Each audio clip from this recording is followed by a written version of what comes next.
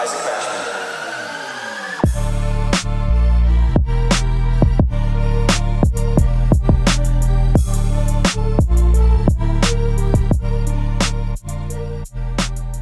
Hey, what is going on, everybody? Isaac Mashman here, and welcome back to another episode of your favorite podcast, Chase the Vision with Isaac Mashman, the show that is all about helping you become a more capable individual through me sharing my experiences and knowledge in business, life, and personal growth. Today, I want to have a pro and con conversation about hiring an employee versus hiring an agency or a firm to get a specific task done. Now, many of you are business owners, or maybe you're building out your personal brand and you're like, do I need to bring on somebody to help me with my content? Do I need somebody to manage my social media? Do I need to outsource this? Do I need to have somebody else come in externally and help me out? Well, guess what, guys? You are in luck, because I'm going to be speaking from my own experience and what I have observed. And as a business owner and as somebody who does have a PR firm, and I have independent contractors on my team that have their own agencies, I want to have this conversation. I want to have this discussion, and I want to be as unbiased as humanly possible as well, being that I do have a firm. So it'd be easy for me to say, hey, well, all the benefits are going to be over here, when that would be lying, right? Because there are benefits to having somebody full-time, and I want to break those down and have that discussion in today's episode. And before I jump into it, though, I want to remind you of the fee for listening to my show, and that is to share it with a friend, share it with a family member, share it with somebody that you know personally in life that you know could get value from the things that I'm talking about. I ask that you do that for every single episode, and it could be as simple as taking a screenshot of where you're listening and putting it up on Instagram, putting it up on Snapchat, putting it up on Facebook, and saying, hey, go check this out. I would greatly appreciate it. I'm not running advertisements for this show, yet we are still gaining traction, gaining numbers. And for the past 2 months, we have been charting on Apple Podcasts in Gambia. Crazy to think, but we are consistently in the top 50 for self-improvement in, Gambia, right? And Uganda started a chart. And so it's pretty crazy, because now we are starting to have an impact and influence all the way across the world, literally 6, 7, 8,000 miles away in entirely different time zones. And it's a wild thing. And I'm blessed to be able to say that. So anyways, I want to start off with a story. And this was a recent client conversation, a recent prospect conversation. It was somebody who I met through a mutual networking event, and we were, talking. I set up a discovery call. He reached out to me. He's like, hey, let's go ahead and hop on a call. I want to learn a little bit more about what you do, and then possibly make some introductions and whatnot. And I'm like, okay, perfect. I sent him over the link to my discovery call, which has a list of prospective budgets. And he ended up picking a very specific number, and I was, great. Okay, cool. So this is going to be a high ticket client that I'm going to possibly have the opportunity of working with. And we have our call. The energy is great. We're having a phenomenal conversation. I'm learning about what he has to do. And then I'm starting to realize that by working with him, I'm going to also have to be training virtual assistants. I'm going to have to be, spending a lot of time with this one client because of, the caliber of the project. And I'm like, okay, even though it's a done with you service, that doesn't mean that I'm just going to be able to do a call and get in and out. No, I'm going to have to be really staying consistent and being on call for this guy, right? I'm going to have to, say, hey, let me help you with a virtual agent. Like they're going to probably have to put me in a group chat. I'm just starting to really understand that this is going to be a lot of work. And that's okay. That was perfectly okay with me. But at the same time, I'm like, I need to go ahead and adjust my pricing to meet the standard of what I'm going to be doing. And then I started to include my future value adds, which I'm offering to my larger clients. And I'm like, okay, it's time to introduce these, because whenever you're starting out in business, you're going to have your rates at a specific rate. And then as you have more experience, as you increase your team, as you increase your value, as you increase your, level of specialization, it's normal to raise your rates. I'm like, this is time that I go ahead and present this rate.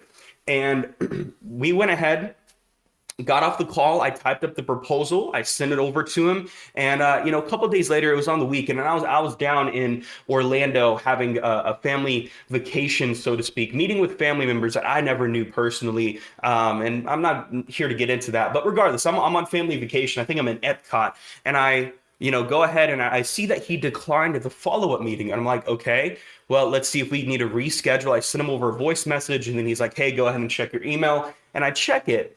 And he's like, the prices are exorbitant. And I'm like, what the heck does that mean? I'm like, so I go into Google, I'm like, exorbitant, right? Unreasonably high. And I'm like, And it got me thinking, and I'm like, okay, great. I'm willing to negotiate with this guy because even though I'm not one to negotiate prices, the price that I proposed was higher than what I typically charge because I knew that it was going to be unusual case of what I needed to do. It would be unusual for me to do work like that and to help other people on the team. But I'm like, you know what? I will rise to that occasion. And so I was like, I'm going to be willing to have a conversation about negotiation. But the more I was thinking about it and going out throughout my day, my family trip, I was thinking, and I'm like, you know what? It's crazy that the price that I pitched, which was $60,000 for a year, which boils down to about $5,000 a month, somebody else who runs a company would pay an entire department of PR professionals 200, 300, 400, 500,000, or even more than that, depending on the size and the scale of the company, to have that PR capability, that PR system. And I'm thinking to myself, for the price of $60,000, somebody can have not only me, but they have every other person on my team of Mashman Ventures, all the resources, the access, the one-on-one work, and all of the different things that we provide with our clients. And I'm thinking to myself, you would probably pay if you were running a company and brought on W-2 employees, you could bring on 3 or 4 different professionals and you'd be paying multiple 6 figures versus paying less than 6 figures at $60,000. And that's something that a lot of different companies do. A lot of companies will not outsource to somebody else, but they will hire. And I think that there are some great benefits to hiring and to bringing people on like that, but you're going to be spending a lot more money and you're not going to have the same system set up. You're going to have to work hard to get those PR systems set up internally rather than trusting somebody externally on a contract. Now, whenever you bring somebody on your team, and I'm talking W-2 employees, right? Depending on the scale of the company, you're going to have to be able to offer health insurance. And, I believe that the law is over, company that has 49 or 50 people over, you're required to offer that. But then you have to take into consideration, you need payroll services, right? For example, if you were a sole proprietor or an LLC owner and you yourself are not on payroll yet, now you have to 100% absolutely start being taxed as an S corp and having a W-2 employee. Or even if you don't know what that means, you might not even go and be taxed as an S corp, which means you're going to be paying higher taxes. And then on top of that, you have to take into consideration federal income tax withholdings, right? You have to withhold, Social Security. You have to withhold Medicare or the Medicaid tax. So you're talking like 7.8%, whatever the actual technical number is. And so now you're introducing this complexity. You're introducing this additional cog into your organization versus bringing on a firm or an agency, which you don't have to worry about withholdings because it's a tax write-off, right? And so let's say you're paying $60,000 to a PR firm or to a social media agency, you're not going to be taxed on that $60,000. You're going to submit, form 1099 or whatever the form is, and now you're going to be able to write $60,000. And because you paid that money out of your business's bank account, now you're able to write that $60,000 off, and the PR firm has to pay the taxes on that. So if I was to work with this client, he isn't going to be paying taxes on the money that I did. Right now, he's going to have this huge write-off off of his tax bill, which can actually come at a great time. Let's say if there's, tax season, which is right around the corner, and he had to pay a bunch of taxes. Well, let me lower my tax bill and work with a firm or work with somebody to where now I have this write-off. And then I, as the business owner of the PR firm, have to take the responsibility of paying good old Uncle Sam that $60,000. And so there is the complexity and the complication of, well, the firm can terminate the contract. There isn't the same company vision. But if you're working with a professional firm, if you're working with somebody that is a professional agency, and I'm not talking, some dude who's like, let me manage your social media and do a post and isn't professional. I'm talking working with somebody that has their shit together.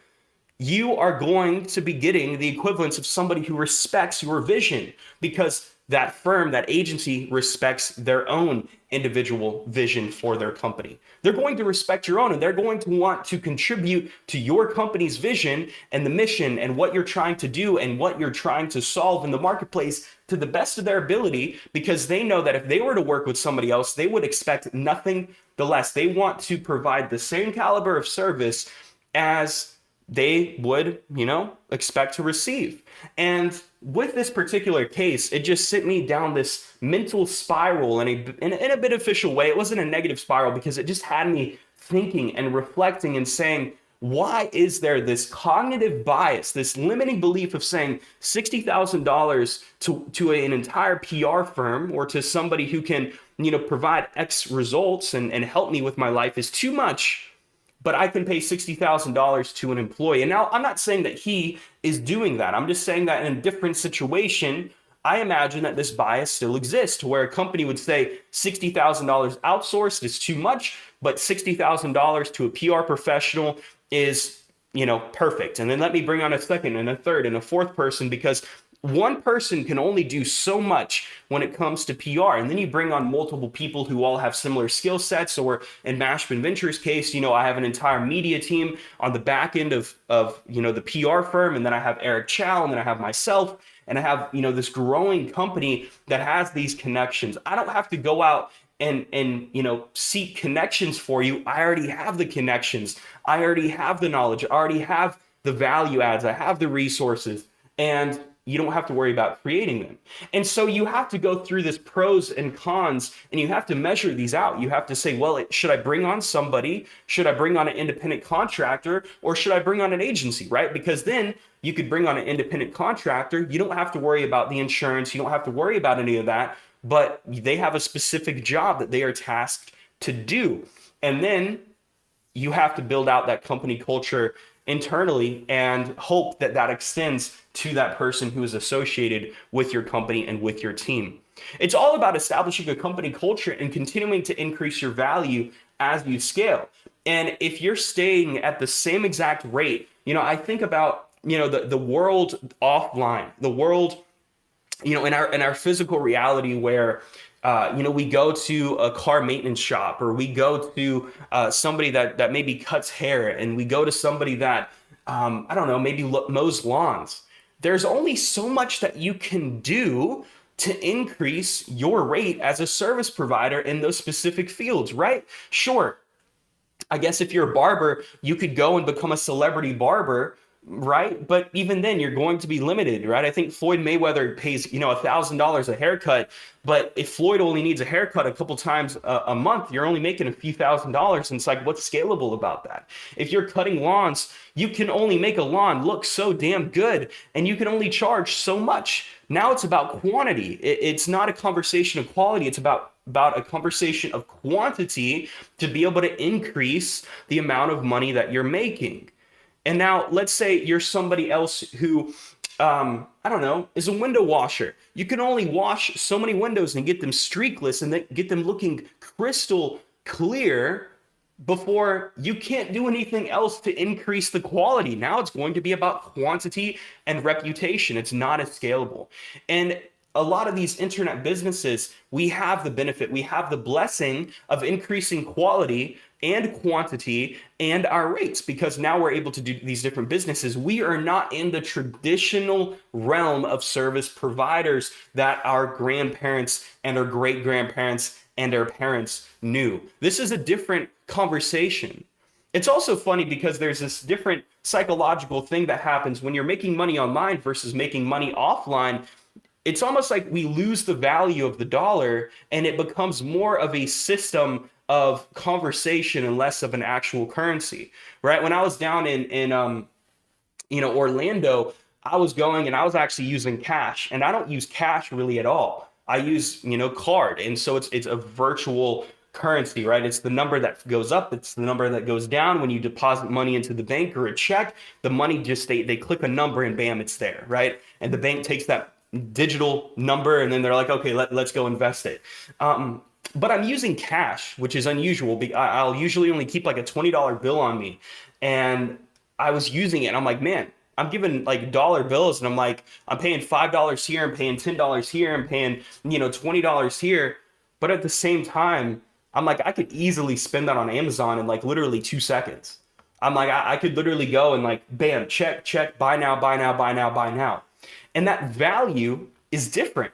It's a psychological phenomenon that happens to where the value is almost inexistent when it's in our bank account, when it's digital, but we hold on to it more when we're in person. And that's the thing. We're playing in this digital realm, in this realm of we're building out companies, we're building out people. And then I want to introduce another subject. How can you merge the digital realm of providing services with the physical? And so one of those value adds that I had in my proposal was I will fly out to you. I will pay out of my pocket to go train you for a full day. I will train your team and I will provide up to 250 copies of my work, personal branding, and manifesto on fame and influence. And so as I'm building out this digital empire, I'm also looking for ways that I could expand into the physical space and have that physical connection, because that physical connection is what is going to help you really grow and know somebody. You can put on a front online, but you cannot put on a front in real life, face to face. When somebody sees you going out and having conversations with people, are you being fraudulent or are you being legit? Are you going and doing and practicing the things that you preach, or are you not?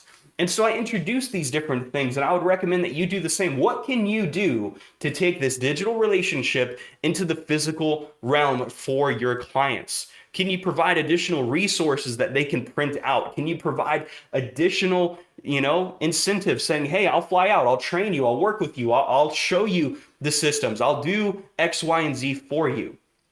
And I know that this is getting a little bit off topic of the original conversation, the pros and cons of hiring an employee versus a firm or an agency. But just know that whenever you do an employee rather, you're going to introduce a lot of complexities to it. You're going to be introducing a lot of different things. But if you want to scale and you want to take it to the next level, that's not necessarily a bad thing. But if it's something that you do not see yourself needing, let's say a decade from now, or you don't want to, necessarily make that commitment, an agency is the way to go, right? Because the other thing is you bring on somebody onto payroll, now they are reliant on you. Right? With an agency, with a PR firm, you have more power in a lesser degree to where you can cut the contracts. You could go ahead and cut the negotiation. You could, you could say, hey, I'm parting ways. It's less personal. It is less personal. Although it shouldn't be, it is less personal.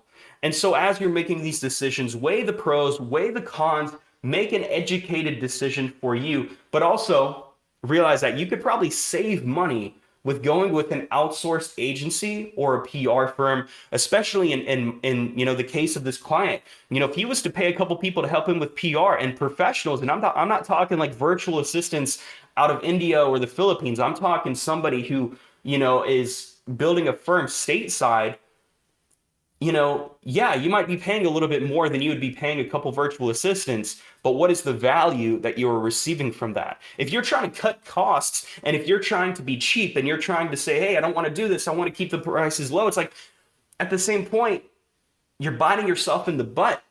You're biting yourself in the butt. And then you want to go ahead and build out a company that have people in-house internally. You're going to be paying 2, 3, 4, 5 times the price that a firm or an agency might charge you.